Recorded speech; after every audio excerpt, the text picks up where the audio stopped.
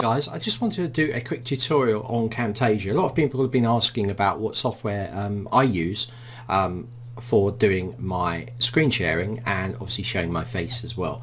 So I use Camtasia mainly because it splits both the screen share and the webcam into two different streams. So if I open this track file, which is basically the file output, you're going to see that we have two streams in here. So let me just open this up, and you can play around and change some of the settings in here. I also want to go by about compression as well.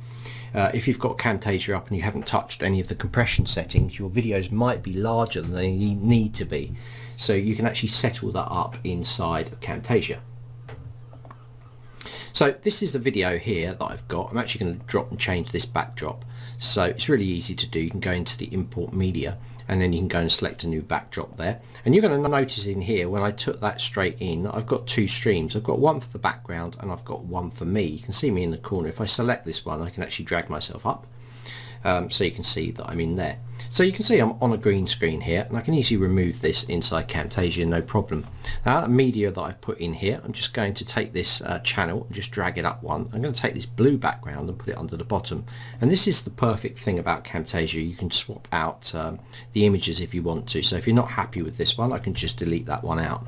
Now also notice that on this stream I have the audio as well. So within the audio, I always go through two processes. I go to the audio switch here and I go to noise removal. I drag that down to that field, and then I normally have a setting of about 5 or 6 on here, and I just get it to analyze, and it basically wipes out any sound, like if you've got any buzzing in your room or a little bit of noise outside. It'll actually get rid of that for you. Next thing I do, the levels are quite low on the microphone because I turn the gain quite low, so I need to crank all that up by using a little bit of noise leveling. So let me just go in and show you what it sounds like now. Now let's use some noise leveling. So I'm going to go in here. What I do is you're going to see this appear on this field underneath the audio there. Yeah. You've got a master gain, which obviously, look at this down here as I drag up and down, which gives you up and down control. And you've also got some control over here with a ratio threshold. And what I always do is put it to custom, and then I basically move this up and then I crank this down. This will actually flatten the noise. So imagine high pitch and low pitch. This takes the high pitch and kind of flattens that field off, so you don't get so much of the hissing sound as you speak, especially when you're saying things like S's. So let's listen to it now. Welcome to Zenler. So obviously a lot clearer putting that in there. So you can play around with these fields. This is a ratio as well, which can affect it as well. Generally I kind of have them in a kind of linear line like this. It seems to work best.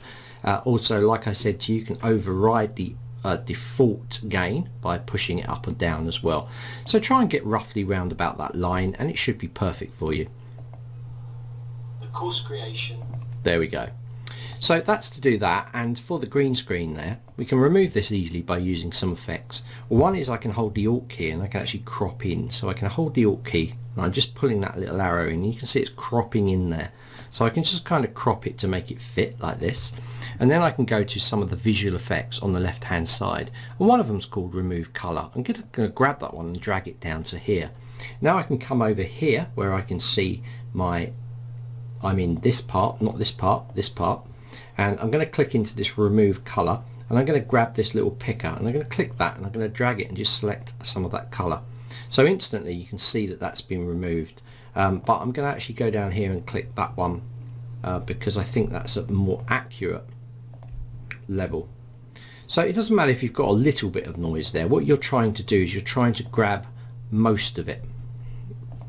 So we're trying to go somewhere where it's going to get rid of it, and you can actually see it working as I'm dragging this in. So it's going in a little bit, out a little bit. That looks about right.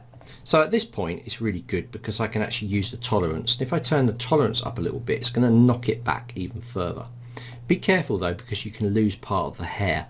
So you can actually move this defringe and defringe it a little bit, and you can change the hue a little bit as well, and that could help. And then a little bit of the softness, takes a little bit of that softness away from the mask edge. So just go in there until you've got it pretty much perfect. I can get that and lay it down there. Now I've got a pretty good cutout. Creation. It could be a bit better. So I'm going to bring that up, and I'm going to use Alt just to bring this in a little bit here, and probably take a little bit of defringe. And marketing platform. So I've still got a little bit going on. I can see a little bit on that side, so I'm just going to bring that tolerance up just very slightly, that side, and make it a little bit softer, and maybe come back a bit, so you can play around until you get it pretty much perfect. We can also apply a color adjustment as well. If I put a color adjustment over the top, by default it's going to go black and white. You can see it in here. So I'm going to add in that saturation. I'm going to bring down that brightness, and I'm going to bring down that contrast. And then I'm just going to bring that up a bit, and it'll just make it pop a little bit. There we go. So to turn these off and see the effect of it, you can actually go in here and change this. So you could actually turn this off here or delete it out if you need to. You can just click there and delete it. You can reset it there. Okay, so that looks pretty good.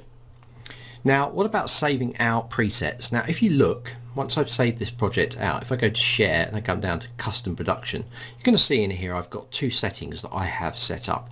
One is called David Custom, the other one is called Screencast Output Webcam. Now that one is a lower resolution and will give more compression. This one's a higher resolution and gives less compression, but it's a larger file size. This is a larger size. So you can always create a new custom preset. So I'm going to go through that now. So let's click custom preset, new custom preset, and we're going to select our type. I'm going to want it to be an MP4 type. So I'm going to click next now, and I don't need to produce this with all of the controllers. Okay, the size of the video, this makes a big difference to how big your file size is going to be. Like if I put that in at 720, then it's going to be a lot less than this. So standard HD, this is full HD. If we now go into the video settings, you can see that this is going to give you a percentage slider to slide up and down. So you can see often results in larger file size with little improvement.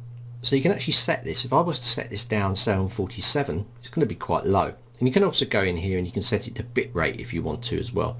I'll just go with quality, it's much easier. You can also set a frame rate as well. So a frame rate of 30 is quite good, but you could set this lower if you wanted to. Or I could set it to 25, which is standard PAL. Keyframe, I leave this pretty much default, and all of the rest of them I leave default. Color mode, HD TV. That's the American version, but this really doesn't make any difference. Audio settings again.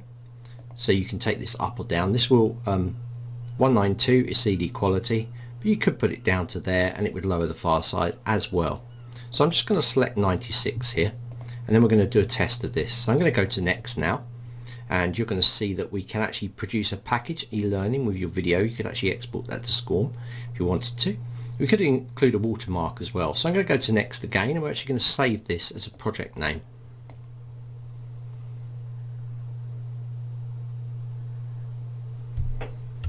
Let's call it test 1. I'm going to do that onto my desktop. Let's now click finish. It's going to start encoding that video now. So once it's finished, it will open back up in here. So let's have a look at the recording now. So I'm going to open this as up. It's from my desktop. Welcome to Zenler, the course creation and marketing platform. My name is David, and I'll be running through some of the main features of Zenler. So there we have the file, and that actual output size is 1.57 megabytes. Okay. Now if you want to save a preset, it's pretty easy to do. We can go into custom production and go to add edit preset. So if I come in here, you're going to see all the presets that you've already set up. So what I'm going to do now is I'm going to set up a brand new one. So I'm going to go to new, and I'm going to save this preset as high compression, and I'm going to re-output this, and we're just going to compare it to the other.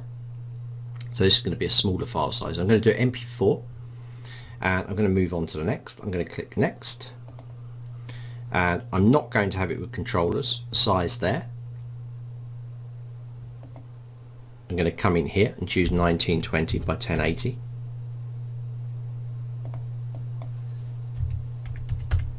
Like so. I'm going to go to the video settings. I'm going to reduce this down to about 34. And audio settings I'm going to say the same. So this is basically what we had last time. I have reduced the quality. So down to here. So we'll have a smaller file size than the 1. Whatever I had before. 1.57, so it should be smaller. So I'm going to click next now. It's actually going to save this time. It's going to save that preset. So I'm going to click finish and it's going to save this. So I'm now going to click close, and if I come up here to the share, come down to here, you're going to see that you have this high compression one. So I'm going to click that. I'm going to save this on our desktop again. So I'll call this one test 2 and we're just going to click next. So now I have that output.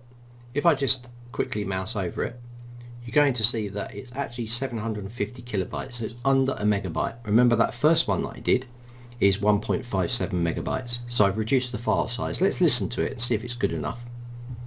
Welcome to Zenler, the course creation and marketing platform. My name is David and I'll be running through... So that's pretty good. Let's have a look at this one now. Welcome to Zenler. So obviously it's a little bit better, but that's how you can save your presets. So next time you open up your Camtasia, you can then go into the share function, go down to custom, and you can pick any of the custom templates that you've set up in there. So really easy to work with. As you can see, you can edit things really easily, and you can add things like annotations. If I go into annotations and drag this, this has got a drop shadow to it. By the way, to get rid of the drop shadow, just come into this with this selected, and down here you'll see a drop shadow. You can just turn that off if you want to. Over the color settings, I can come in here and change the color really easily, and I can also change the font type pretty easily as well. So you can go in here and double click and put whatever you like.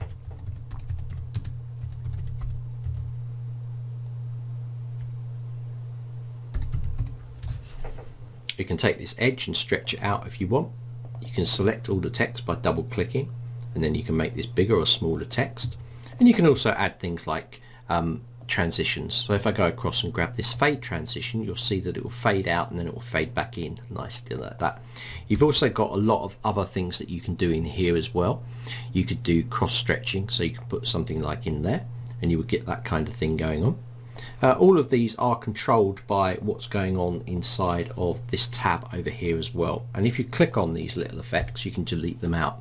You've also got little effects that you can do in here like behavior, so I can do jump and fall or something and I can add that in there, and you've added that as a behavior, so when you do this you're going to see that effect take place. And you've also got all the settings on this side as well.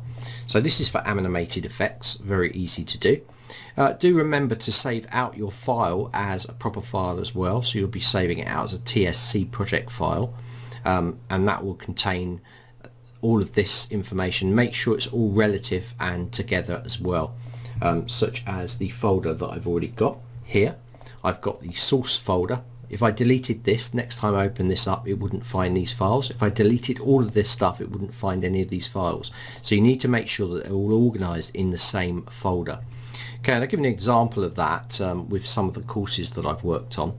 So if you look in the Effortlessly Copy a Site Page Layout and you come in here, you're going to see that workshop number 1, which is completed, I've got all of my files together. So I've got the origination file, and then I've got my Camtasia file there, and I've got the slide in there as well. And I put that all in the same folder. And it's all labeled exactly the same, so I know that this is a set of project files. When I actually output it, I put it in another folder called rendered, and you can see this is the rendered output for all of those files in the source. So it's important that you keep your projects well organized when you're working with hundreds of files, and working with a system like this, how I do it is I think the most efficient. But then I would say that because it's me doing it.